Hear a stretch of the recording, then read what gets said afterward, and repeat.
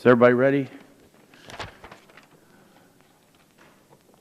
The subcommittee will come to order, and the chair recognizes himself for an opening statement. I want to let folks know I support H.R. 212 and the amendment in the nature of substitute. The amendment merely reflects terminology changes suggested by the EPA. I'm glad that we're taking their suggestions to make the bill even better from a technical point of view.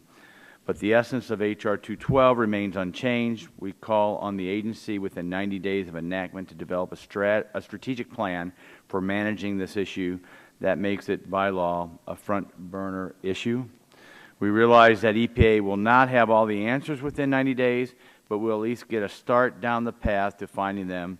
I commend Mr. Latta for his leadership and initiative on this critical, important issue. I ask all my colleagues to vote yes on the amendment and a yes on the final passage, and I yield back the balance of my time. The Chair now recognizes the ranking member of the subcommittee, Mr. Tonko, for his opening statement. Thank you, Mr. Chair, and I want to thank you for moving this legislation, which is a step forward on an important environmental issue. This is a bipartisan bill that grew out of the leadership of our colleague, Representative Latta, and our colleague, Representative Marcy Kaptur. The markup vehicle we will consider today reflects bipartisan negotiation, and I thank your staff and Mr. Latta's staff for working with the minority staff to improve the bill. This is the first markup of this subcommittee in the 114th Congress, and I think we're stepping off on the right foot. The issues within the subcommittee's jurisdiction are indeed serious, and they have significant impacts on communities in every member's district. From drinking water systems to TSCA reform, there's a great deal of important work to be done. You have expressed your willingness to work with me and the other Democratic members on drinking water issues, and you have acknowledged there is similar interest in these issues amongst the majority members as well. I appreciate your commitment to continue our discussion on the important issues and challenges facing our communities in the area of drinking water. I hope we can continue to work together on legislation to maintain our nation's commitment to safe drinking water and public health protection. This bill is a good step forward, and I look forward to seeing it move through Congress to the President's desk. And with that, I yield back. Gentleman yields back his time, and I thank you for that. Chair now recognizes the ranking member of the full committee, Mr. Pallone. Thank you, Mr. Chairman. I guess I'm going to be the bad guy here because I was going to say I was going to throw some water on this, but I better not say that. That seems a little stupid. Only if it's clean. Okay. But I have to say I'm disappointed that members did not have the opportunity to use the testimony this morning to prepare additional amendments and consider their positions on the bill, that might have changed because of the testimony. And I don't like the fact, obviously, that we're moving right to a markup right after the hearing, and I hope that doesn't happen again in this or other subcommittees. I know that you've been working with the Democrats, to strengthen the bill, and certainly the amendment in the nature of a substitute broadens the bill, and it aligns more closely with existing provisions of the Safe Drinking Water Act, and now it explicitly includes source water protection. But not all the changes that we sought have been incorporated. We heard from both panels today that addressing cyanotoxins in drinking water is very expensive for states and water utilities. If funding is not made available at the federal level, it will have to come out of already strained state budgets or out of consumers' pockets. And the cooperative agreements envisioned in the bill can address some of these costs, but only if they are funded. And the strategic plan will have no impact if there are no resources to carry it out. So I believe this bill should provide resources to carry out the plan and enter into cooperative agreements with affected states and utilities. And I hope my colleagues on the Republican side will join with us to authorize appropriations to carry out the program. But again, I do thank you for working with us, and I do join in the comments that Mr. Tonka said about not only working with us today, but in the future. Thank you. I'm throwing water on the party. What is the word? Is that the expression? Throwing water on the parade or in the fire? Your comments are well received. Understand your concerns and look forward to working with you. And we want to thank you, the chair. Now, seeks any other member who may want to offer an opening statement on the majority side first. Chair, the gentleman is recognized for 1 minute.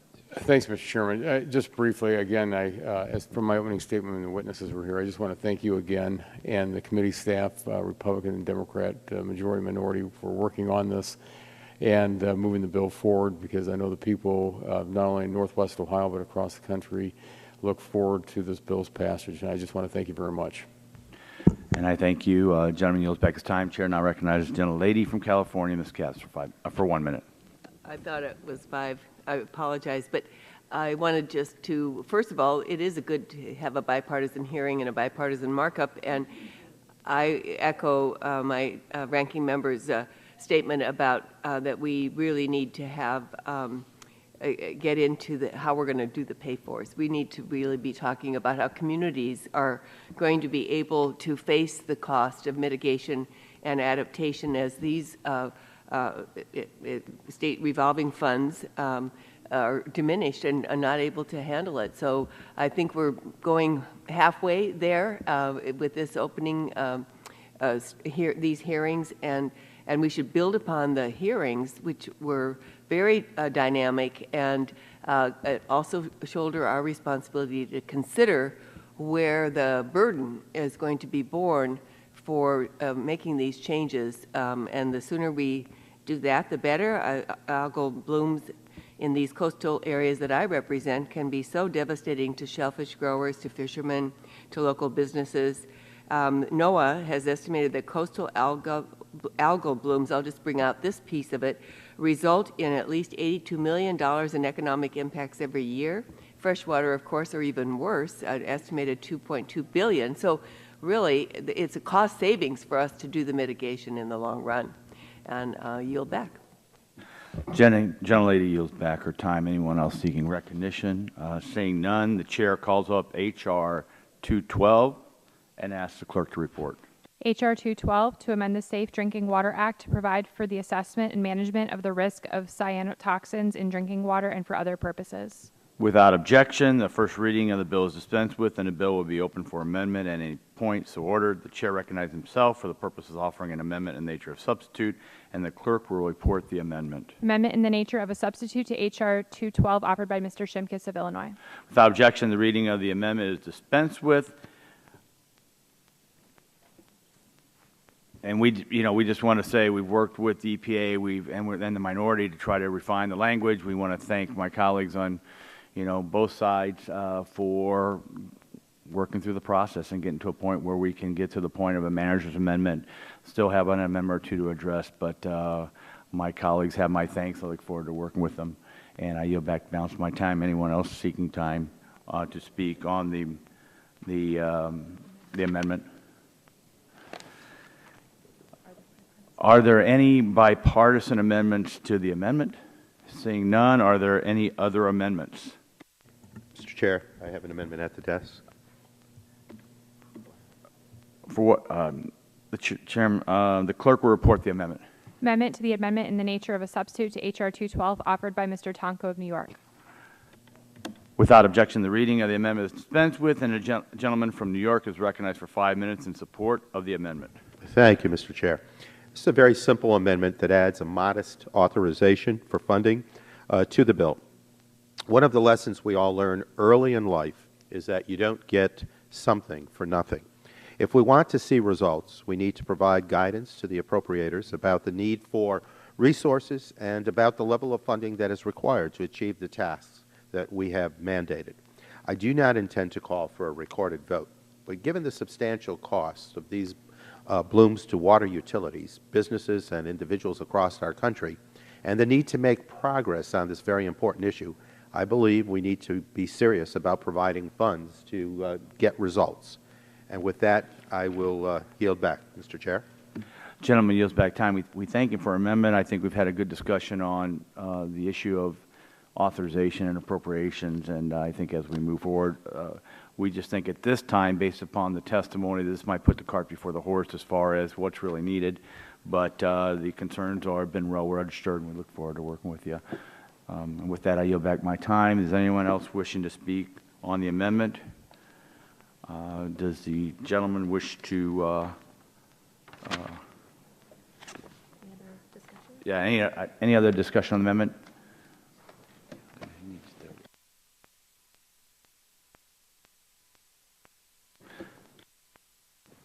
I think the gentleman stated he wasn't going to.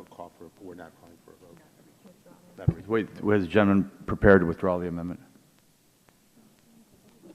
Oh, I thought there was not going to be any vote.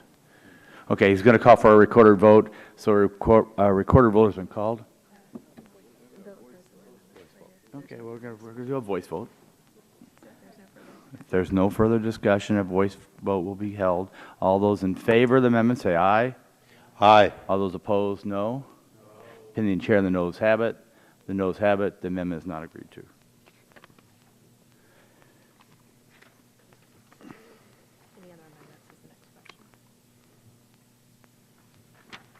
Are there any other amendments going to be offered on this bill? There's just too much paper here. That's the problem. If there are no more amendments, a vote occurs on the amendment in the nature of the substitute. As amended, all those in favor shall signify by saying aye. Aye. Those opposed, no. The ayes have it, and the amendment is agreed to. The question now occurs on forwarding H.R. 212 to the full committee as amended. All those in favor say aye.